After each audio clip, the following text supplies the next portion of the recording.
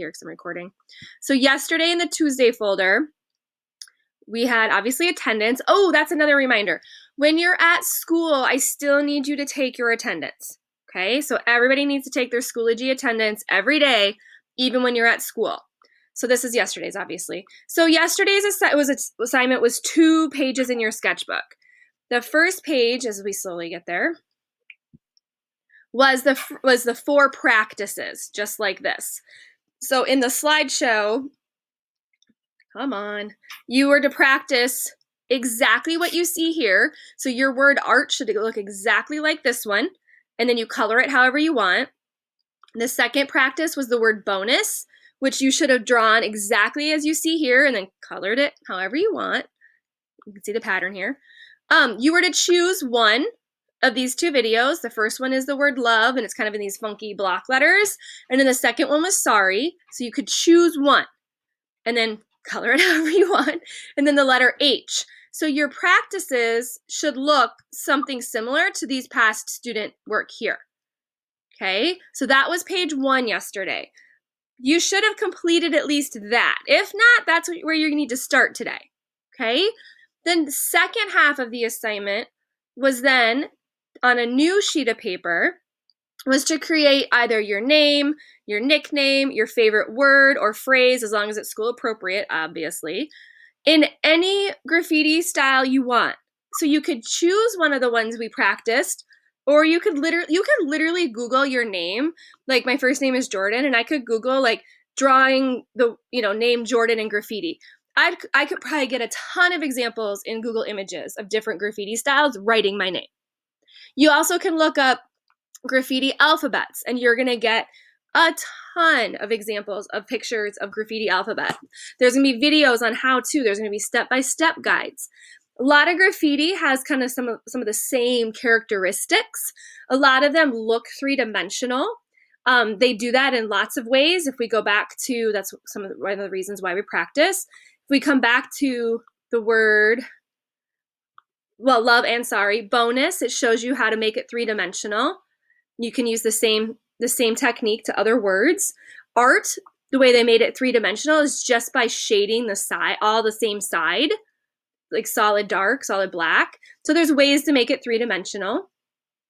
Your goal is to have a full sheet of your sketchbook with a large graffiti, again, name, word, phrase, whatever you choose, and a contrasting background. So when you think about all the stuff we've learned so far, we've done Sharpie techniques with shading, we've done pattern, now we're doing graffiti. Like, how can you tie all this together? How can you make this super funky? And I have a lot of really cool examples in here. So it's not just like plain, it's really stylized. And that's what I'm looking for, is like, how stylized can you make your example? Like, can you make your artwork? Like, what are you going to do to make it contrast, stand out? We did contrast with our geometric cover folders, where we made sure that the front focal point stands out or contrasts the background. So that is our second goal today. A few friendly reminders is that Sharpies will bleed through onto my tables. So please, if you have your sketchbooks, you should have bleed paper that was in there. If you don't, please make sure that you grab an extra sheet of paper to put behind it so they don't bleed onto the tables. Remember, you can remove those pages because they're the prongs on the sketchbooks.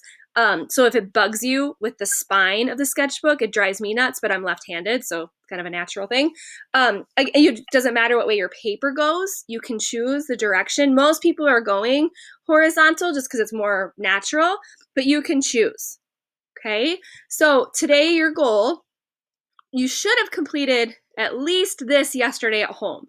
And this is where the challenge is with hybrid, is making sure that on those home days you're using that time. So when you come to school and we move on to new content, it's not going to pile up on you and you feel overwhelmed. Does this make sense to everybody? Like what the expectations are? Do we have a thumbs up from everyone? I can't see everybody, so I'm assuming. Is there any, does it look like Mr. Breen, everyone's on the same page? I think so. Okay. It looks weird, so that's kind of cool. What's that? They're all looking at me with a weird look. So. Oh, perfect. That's what I'm looking for.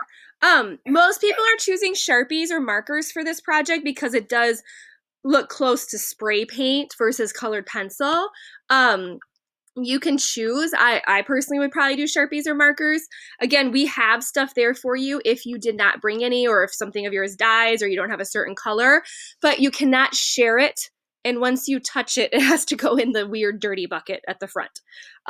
So just remember that, please.